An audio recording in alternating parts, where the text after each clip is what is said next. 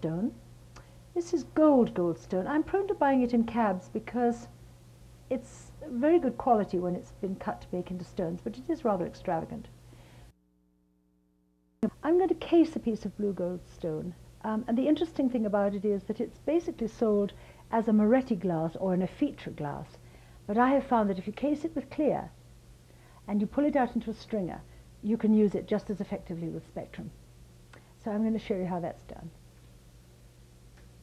This is a fairly large piece of blue goldstone. When you work with the goldstone, it really pops. It's very difficult to work with. The blue somehow seems to be a little mellower. I'm just warming it up. I've left it under the flame so it would just start to warm up. Oops, just burnt myself. There we go. Now I'm going to attach this to here.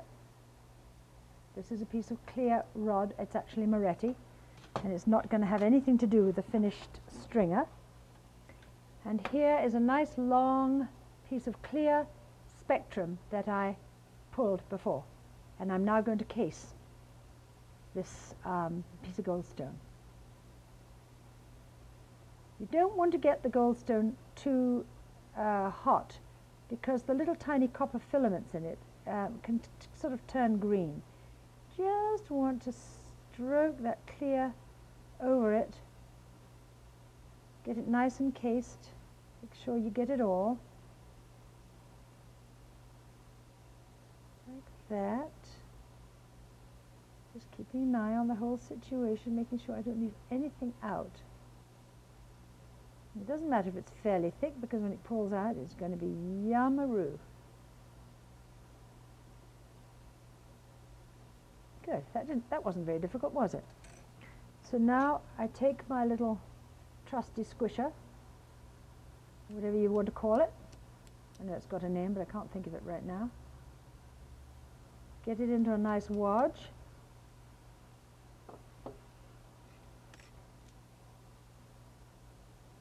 Attach another piece of glass to the other side.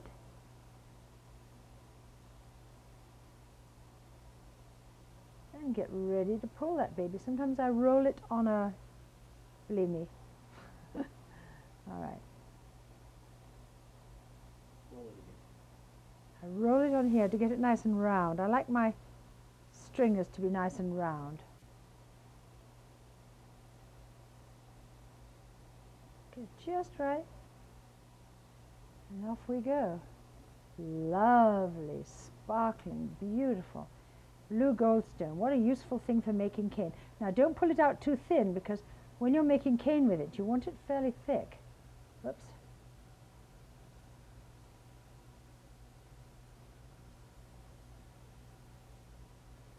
I want to get as much of it as I can right here.